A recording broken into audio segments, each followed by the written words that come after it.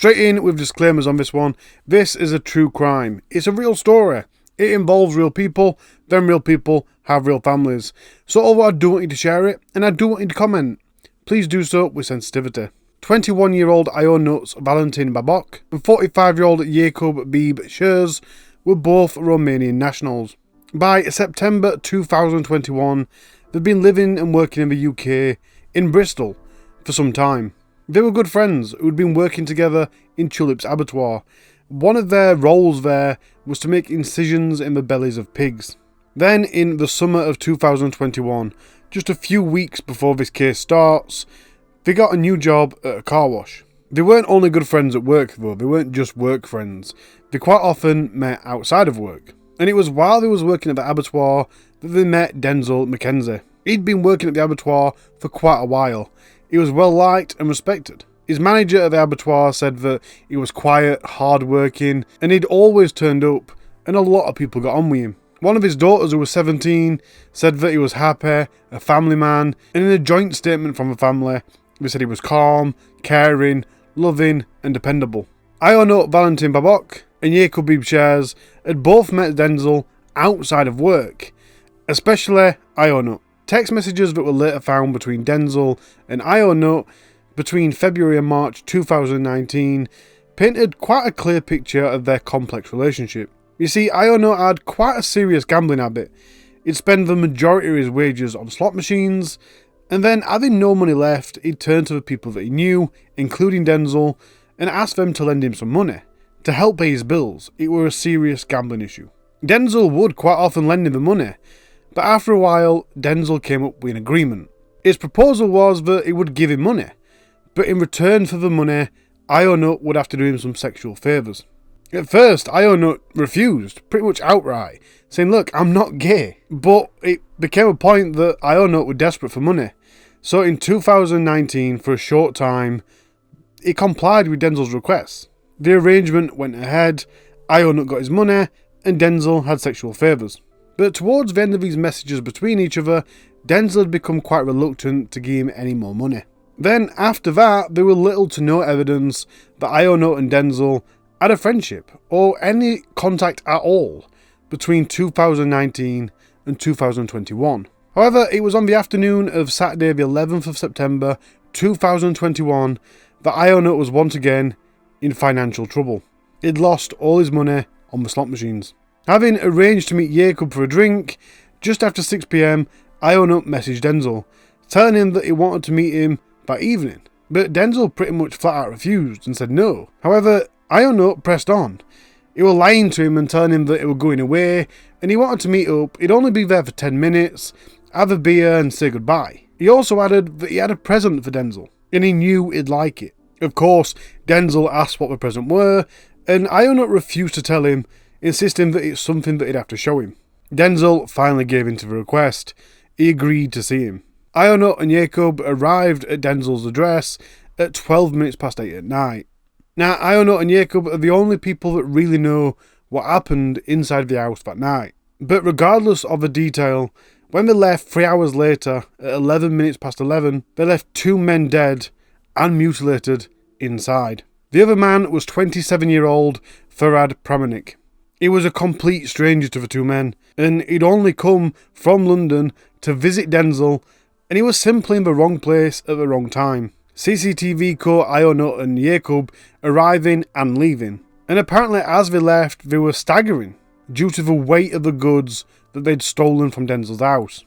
These goods included his phone, some electronic tablets, jewellery, and other electronics and audio equipment. A short while later, they were also caught on CCTV dumping some of the things that they'd just stolen from Denzel's house into Coombe Brook Nature Reserve in Speedwell. That's a mile and a half away. Ionut was overheard on a phone call to his partner Elena, saying he'd been in a fight and he had been silly. CCTV also caught the 2 men at 12:30, so we're now into the early hours of the 12th of September. Ionut was walking along Acton Road in the direction of his home on Abingdon Road, and then a car matching Jacob's were driving in the same direction. More CCTV footage captures Ionut appearing to wave at the car, and then he answers a phone call. At 10 minutes to 1 in the morning, Ionut and his partner Elena were caught walking down Abingdon Road.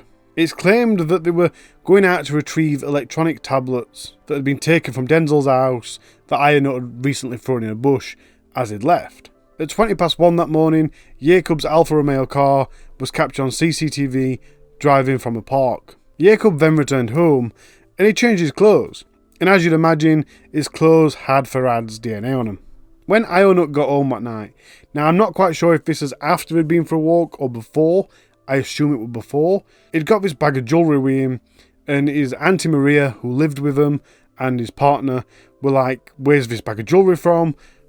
What is it?" So he explained that he'd taken it from where he'd been. Ionut admitted to his partner and his auntie that he'd killed a man. He also then made a video recording of him confessing, but he did it in Romanian. He also told them that another guy had killed a second man. Ionut was apparently drunk, scared and bloodstained, but his auntie and his partner didn't really believe him. They thought that he was just drunkenly rambling and making nonsense. So they phoned Iacob and they asked him. And of course, he said, "He's talking nonsense, that's not true." Now, later on that morning, in the actual morning, Ionut continued to maintain that they'd killed somebody that night. And Iacob actually arrived at Ionut's house, but this time he didn't deny it. He admitted to the other people, Ionut's partner and auntie, that there had been an incident the previous night and 2 people had died. He explained that Ionut had killed a man that had come on to him, and Iacob had himself fought another man, describing it as a horror movie. Iacob then started bragging that, "Don't worry, I've done an expert job at cleaning this house."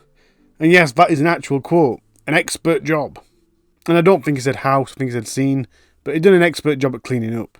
At 10:30 that morning, Iacob and Ionut are seen in Iacob's car. And it's claimed that while in the car, they went to a park.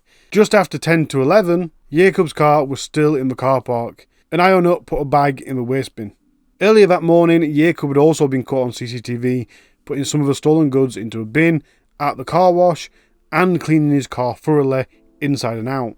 Unbeknown to them, Ionut's auntie that had recently learnt that they'd just killed somebody phoned the police, and that were at 9 minutes to 11, at the same time that they was at the park.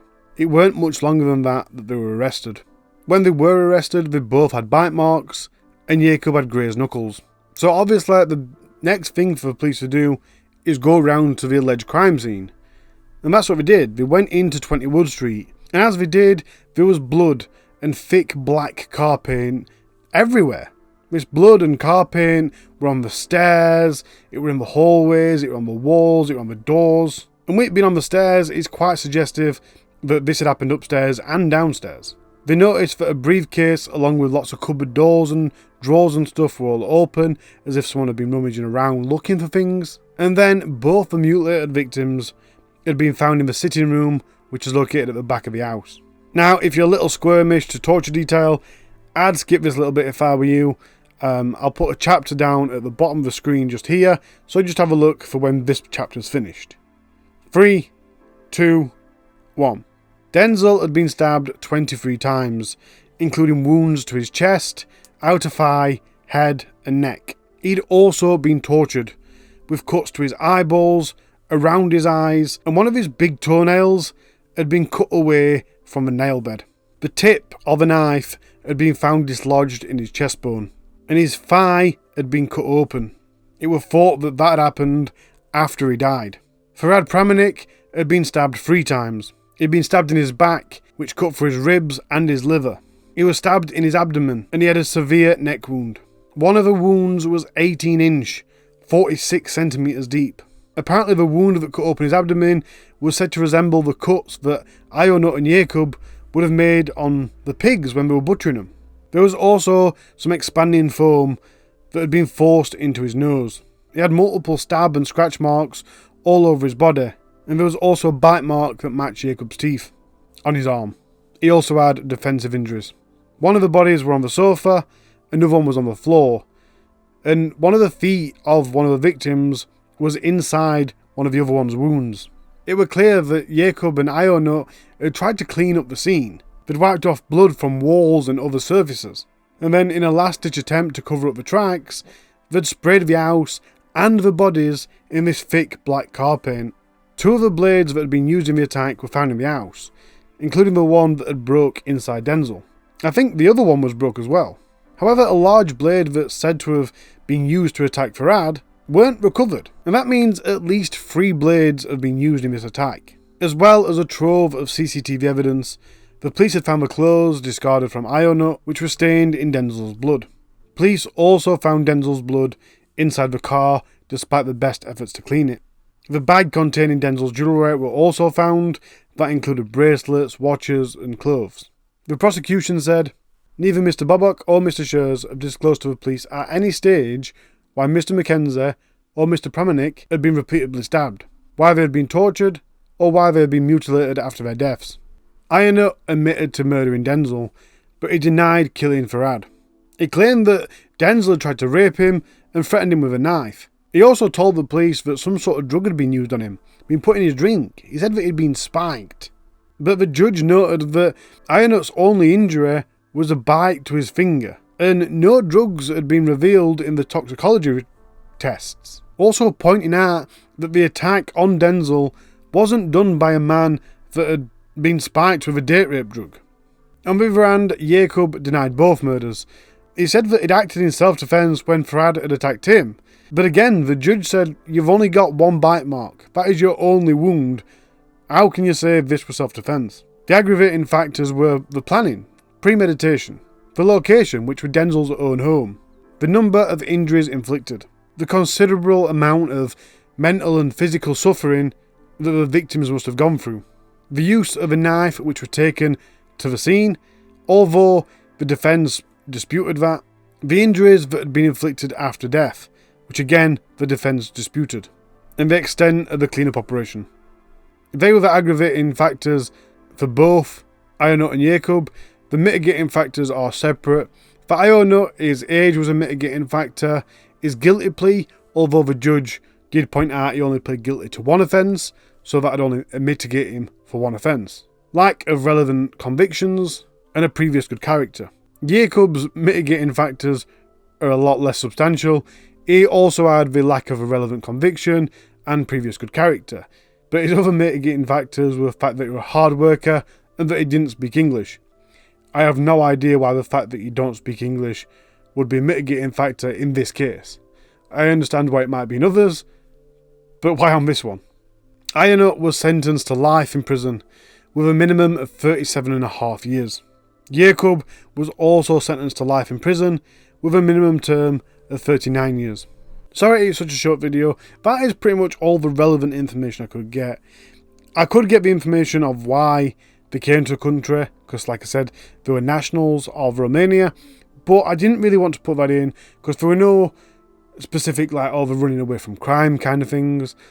Up to this point, they did seem to be fairly decent, good workers that were living a normal life. There isn't anything mysterious in that back saying. A lot of it, like Iacob, came to the country to earn more money. And I suppose the biggest reason I've left it out is not only is it uninteresting, but I didn't really want to focus on that. It's not really an issue of why they came in my eyes. It's irrelevant to the case. So I intentionally left that out. I hope you enjoyed the presentation, and I will see you next week. All I'm saying is, I love you, take care of yourself, take care of those around you, and I'll see you next week. Bye.